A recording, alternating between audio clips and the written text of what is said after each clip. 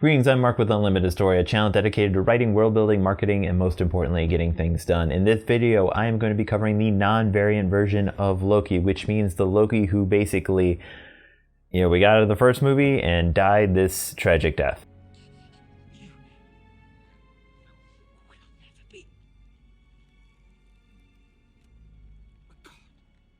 If you'd like to watch a video about the variant version of Loki, which is going to be the one in the Loki series on Disney+, there will be a link in the description below. But in this video, I am going to specifically be covering the non-variant version of Loki and all the great things that happened in his character development. So sit tight, because that's what's going to happen right now.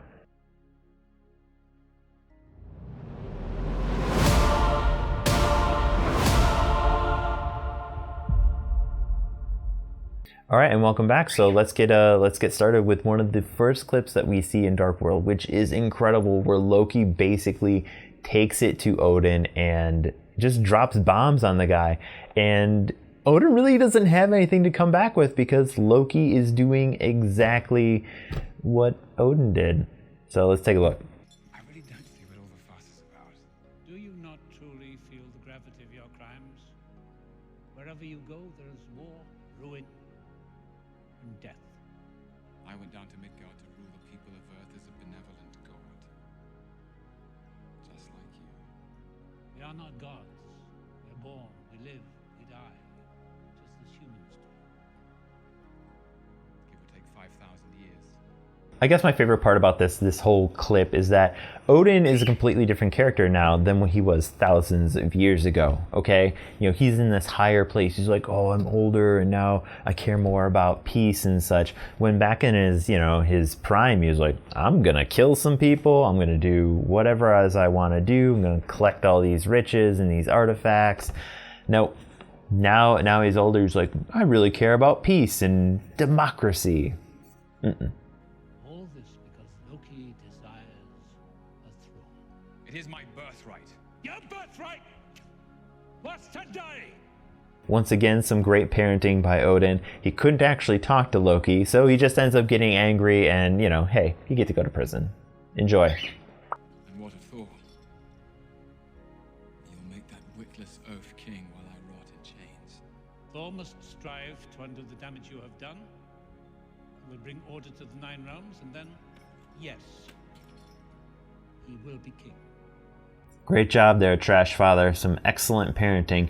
Hey, once again, Thor, I gave him an opportunity to, redeem himself after basically going on a warpath through Jotunheim. But because Loki is smarter and knew better, whatever, I'm just gonna put you in prison because there's no path of redemption for you. Fine. I was merely giving truth to the lie that I've been fed my entire life, that I was born to be a king. A king? A true king admits his faults. What of the lives you took on Earth? A mere handful compared to the number that Odin has taken himself. Your father... He's not my father!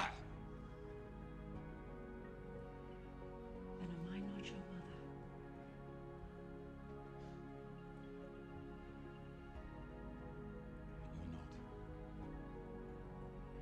You're not. Always so perceptive about everyone but yourself.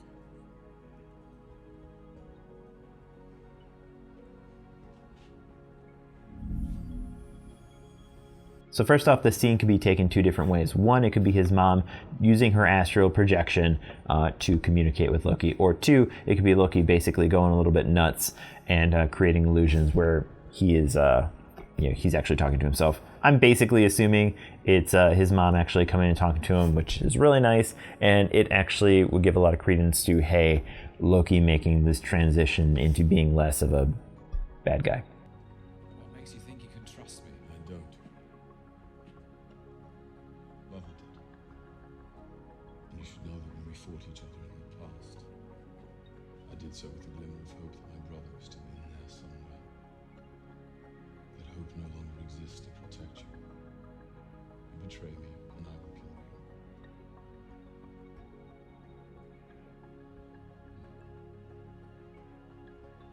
When do we start. So for Loki, this is a great scene. He's really bent out of shape that his mother is, was killed. The only person who actually cared about, him being in prison. And then Thor is like, yo, dude, you want to go get some revenge? And of course, Loki's like, well, it's the only way I'm getting out of this cage. And I actually do care because my mom was actually really nice to me. So let's get on the party bus and start killing some dark elves. He will betray you. He will try.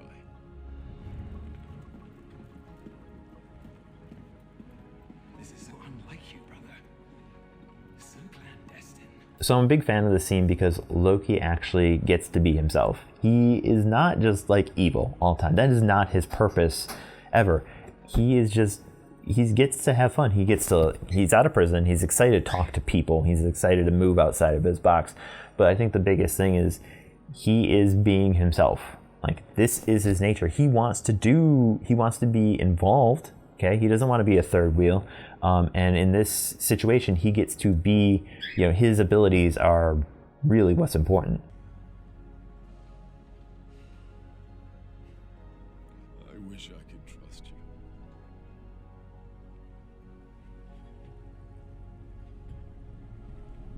So this scene was a really big turning point for Loki, where he kind of realizes, like, man, I did some damage, and it's beyond mischief, right? So he's the god of mischief, which, mischief, you think like, oh, hey, it's just little fun games and turning people into snakes and scaring them or whatever they say. But, so obviously he really hurt his brother, and now he's starting to, come to terms like, hey, maybe what do I do? What do I do from here? Because this is some serious damage, and does he really value his relationship with Thor?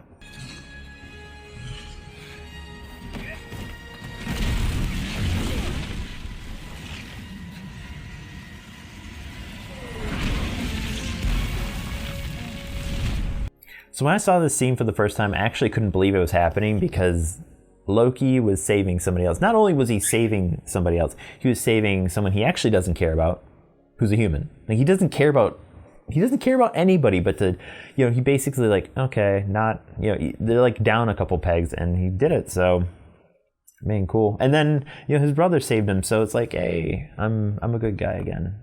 And my brother saved me. So we're on good terms now.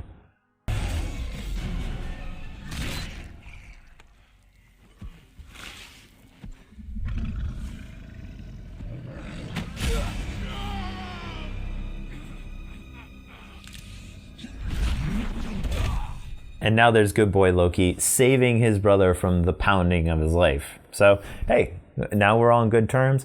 And then, of course, Loki dies. So, gotta love that part. I'll tell Father what you did here today. I didn't do it for him. I didn't do it for him. Yep. Because no one cares about the trash father. There is no one who legitimately should either, because he's the worst. He really is. Loki, for all his grave imbalance, understood rule as I know I never will. The brutality, the sacrifice, it changes you. I'd rather be a good man than a great king. So this is really interesting because at this point Loki is in Odin's form. So now he hears his brother talking about him, but not directly to him. And it's always interesting to hear what people really think about you when they're communicating with other people. So this is actually it's a really interesting scene, and allows Loki to kind of take himself out of Loki and kind of, he's basically acting right now as someone else. It belongs to you, if you are worthy of it. No, it belongs to you, because if I try to take it, I won't be able to lift it. So we're just going to let you have it, and we'll call it good.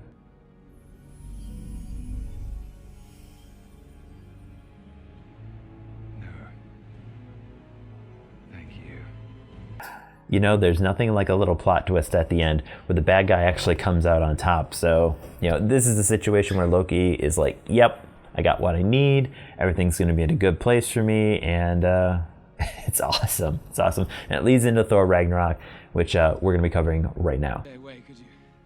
Everything was fine without you. Asgard was prospering. You've ruined everything. Awesome. Where's Father? Did you kill him? You had what you wanted. You had the independence you asked for. Ooh. Wow. Okay. I know exactly where he is. Yeah, it's really comical because Loki's like, hey, once again, Loki is doing great things. He's like, hey, I took care of stuff. You got your freedom. I get the throne. Everything's great. And you know, the trash father who banished you and threw me in prison, I mean, both were justified. I mean, sort of.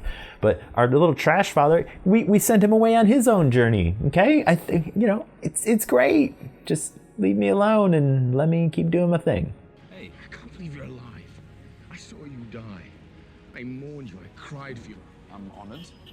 So from Loki's perspective, he's already died twice, at least according to Thor. So, you know, Thor's over there crying and stuff. And, you know, Loki's like, you know, I always turn out to be alive in the end. Except, never mind. I love you, my sons.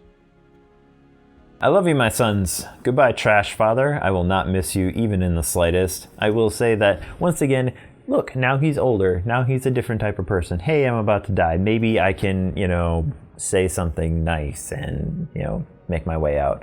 And by the way, enjoy trying to figure out what's going to happen with your sister, because she is going to legitimately crush all of you. And, yeah, who knows? It ain't going to be pretty. But I'm out. I'm going to turn to dust. And peace. Peace. Gone. Trash. Trash father. Perhaps we can come to an arrangement. You sound like him. Neil. Beg your pardon.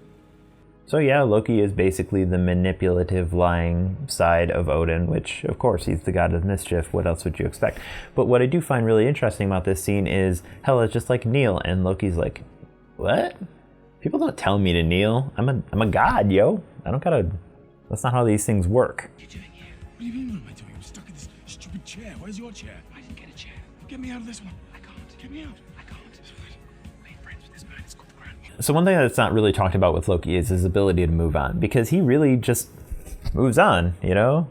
He compartmentalizes things and just, all right, the past is in the past, we're done. I mean, yeah, he's got all that resentment that he'll carry with him, but, you know, he's like, all right, well, this is my life, I'm going to try moving forward. So, you know, he thought that, okay, well, can't beat her, I'm just going to go live in this world and everything's going to be great. And then Thor, you know, just makes an appearance and he's like, oh, great, now I got to deal with you again. Hurts, doesn't it? Being lied to. Being told you one thing and learning it's all a fiction. Hey, look at that. Loki is coming to visit Thor.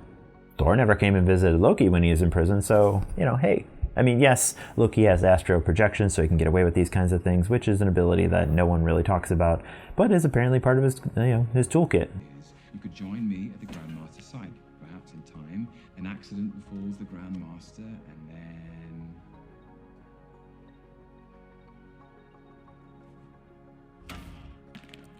You're not seriously thinking of going back.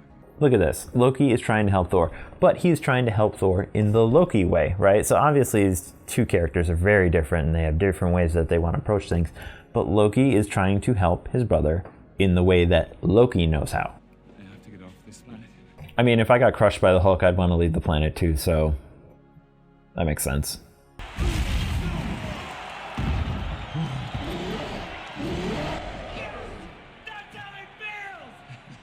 I'm just a huge fan of the sport.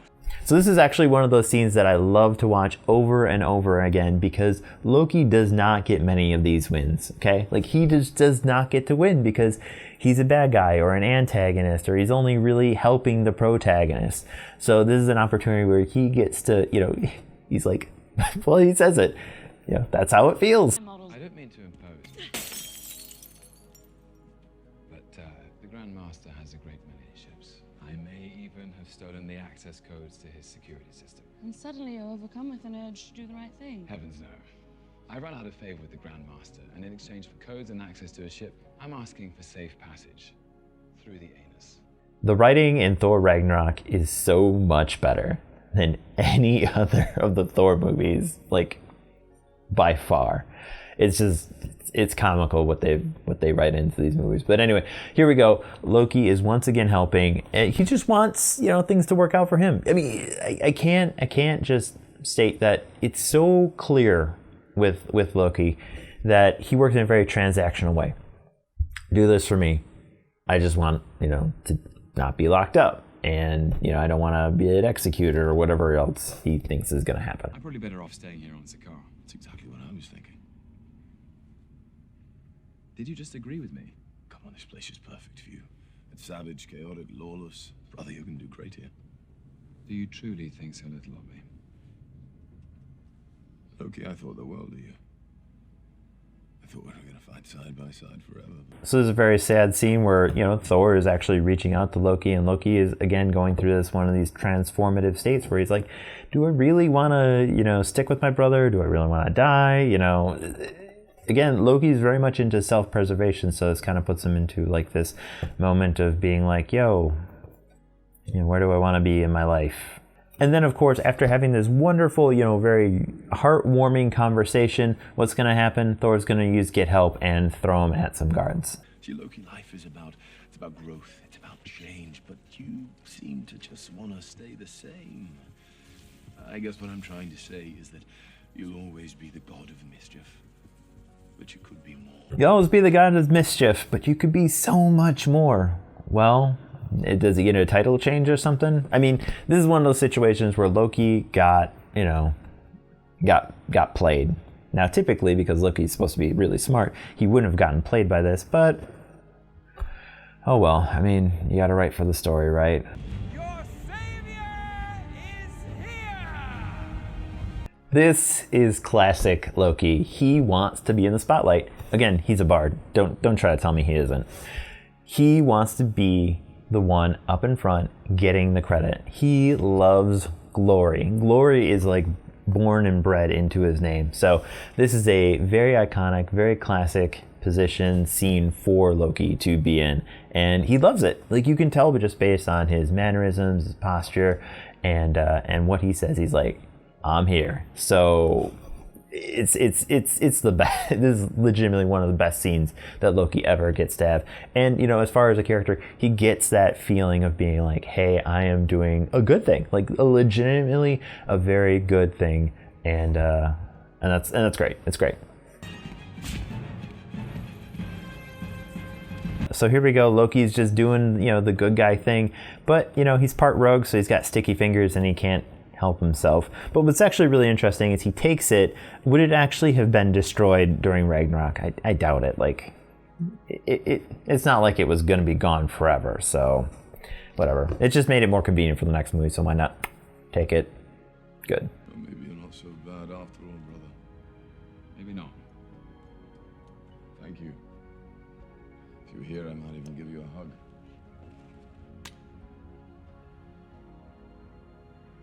I'm here. It's almost enough to get a tear out of me. That's a sweet scene. And you know what? For Loki, it's one of those situations where he's like, I am the God of Mischief, right? But look at him, he's being honest and everything. It's nice. It's a nice transition. So now at this point, Loki has, come full circle. He has fulfilled, his this new role, and trust with his brother has basically been mended as much as it can be or will ever be. Love me, I'm very popular. Let me rephrase that.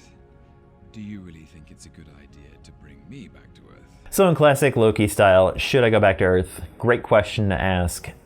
Self-preservation, it's still on top of his list. That is not going to change as far as his character. So great way to end the movie. And now we get to transition into Infinity War, which is very, very short. So at first glance, you may look at this scene and be like, man, Loki really let Thor get tortured a lot. But if you look at it through the Loki lens, you also have to think about it this way. Loki is basically knowing that, okay, I have this item in a pocket dimension, okay? It is safe. No one's going to be able to get it, to his knowledge. I mean, I'm sure somebody could get it eventually, but do I hold on to it, or do I value my brother's life more? So there's a lot of thoughts going on in his mind. So this is a pretty powerful scene, and it takes a while, and he picks his brother. So, I mean, he's not that bad of a guy. But on the other hand, it may have been a better idea to just keep that thing in a pocket dimension, or just say that it didn't exist. He could have just lied, and then, he would have never completed the Infinity Gauntlet, maybe. But, of course, we got movies to make. Disney's got movies to make, so of course, naturally he wants to keep his brother alive to move the plot forward.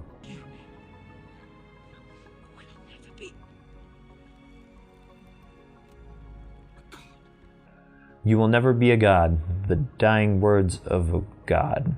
I just thought it was kind of strange, but I mean, it's interesting because he says that to Thanos, but Thanos really has very little interest in being a god. He's trying to create order. So I do find it to be an interesting, final thing to say as you die.